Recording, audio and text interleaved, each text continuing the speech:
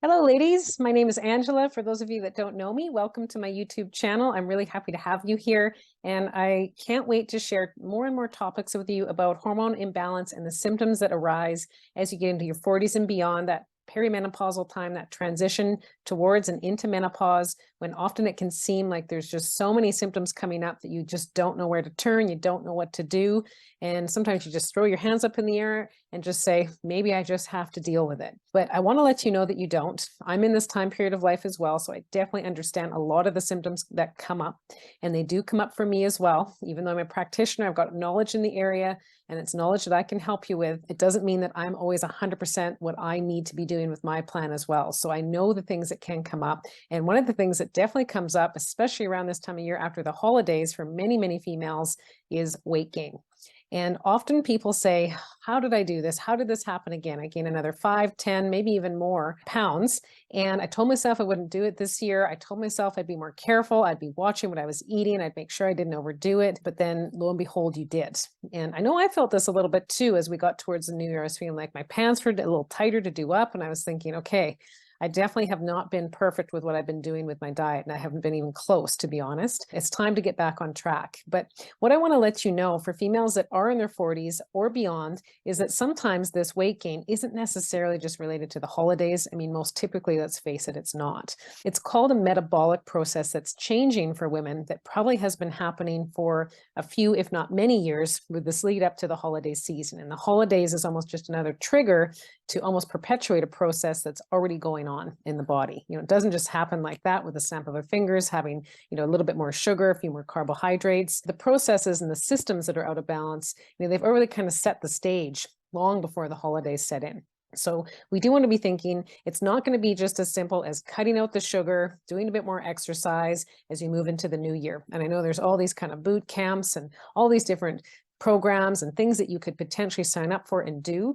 But, let's face it, if you are a female and you're getting into your 40s or your 50s or even beyond, and you're having struggles with weight gain, there's going to be more to the story. And there's probably going to be, unfortunately, more that you need to do. Now, this may not be exactly what you want to hear, but sometimes we really want to be just aware of the truth. And the truth is that our metabolic pathways, the way that we metabolize, the way that we burn our fat and maintain our fitness and our health, it changes as we get older. And there are some things that we need to understand about it. And also just to recognize that there are individual strategies that you're going to need to do to help you optimize your metabolism, regardless of if it's after the holidays or not. And for many people, it's not just one of those generic programs. That might help you temporarily lose weight. It may not, but either way, it's probably not going to last. If the underlying root cause of why you're gaining the weight hasn't been understood, there's no way you're going to keep it off with the way that the female sex hormones are changing and lowering as you get into your 40s and beyond, because that alone starts to slow down our metabolism, unfortunately. So it's probably not surprising to you to hear that, because you may be noticing that things are getting a little tighter around the waistline with your button, with your belt. You may be even changing sizes with what you're wearing, and you may not really like it. So often it just doesn't make us feel that good. Often we don't feel as energetic, as sharp. We feel a bit sluggish. Our energy just is not as good as it once was, often when we have this extra weight gain. So it definitely is a sign that other systems of the body are out of balance as well. And typically it's those systems that we actually need to work on rebalancing. And when we do, the weight will start to recalibrate on its own. So we don't have to do this caloric restriction, intermittent fasting, crazy boot camp style exercise workouts and programs after the holidays, because really, that is looking for a quick fix. And a quick, I mean, 6 to 8 weeks of doing these types of programs, and it won't last unless you really understand what's going on underneath the hood of the car, which is your metabolism. So how do we do this? How do we understand what's going on?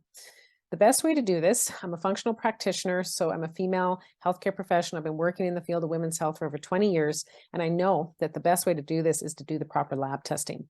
And I don't just mean going to your practitioner and getting your basic blood labs done.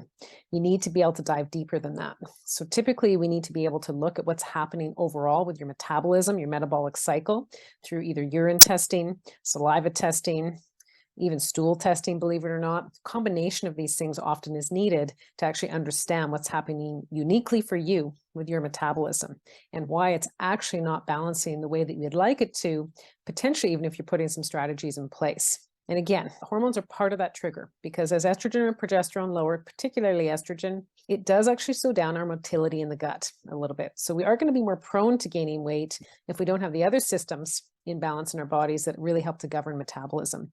And so we need to do the proper lab testing to learn what systems are out of balance for you and which ones are not, because it's going to be unique to you. So for example, some women have imbalances with insulin levels. Blood glucose. This is a common one, especially after the holidays. The sugars are yo-yoing up and down from alcohol, treats, all these kind of things. But this can persist long beyond the holidays and even leading up to. Some women have imbalances in their thyroid. They may or may not know it. And you sometimes need to do more than just the basic lab testing to check on the function overall of the thyroid. Some women have imbalances in their adrenals. Some of the adrenal hormones are out of balance. Cortisol, being our primary stress hormone, amongst others, can be out of balance. And this can also contribute to slowed metabolism. Again, those estrogen, progesterone, those main female sex hormones, they're lowering, but how out of balance are they relative to each other? That can also contribute to slowed metabolism. You may have imbalances in your gut. Your gut microbiome might be out of balance. This can slow down metabolism if you don't have enough good bacteria in your gut. Very, very common after the holidays to have an increase in non-favorable bacteria, Candida being a very common one, and some other non-favorable bacteria that are very sugar loving. So we really actually feed some of the non-beneficial bacteria in our gut when we have that diet that's higher in alcohol, treats, carbohydrates over the holidays. And this imbalance in our gut bacteria, especially if it's gotten worse, it can strongly contribute to a slowed metabolism.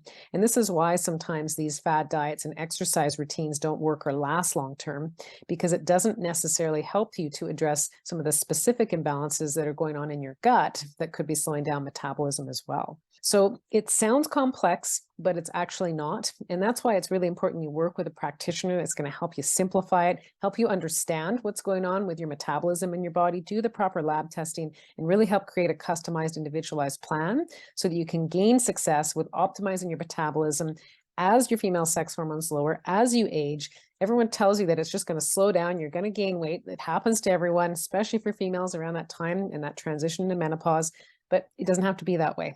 There's so many things you can do once you understand the root cause of where the weight gain is coming from to actually help you gain yourself back into a healthy weight and keep it that way through that transition into menopause and well beyond. So I've seen that with so many women.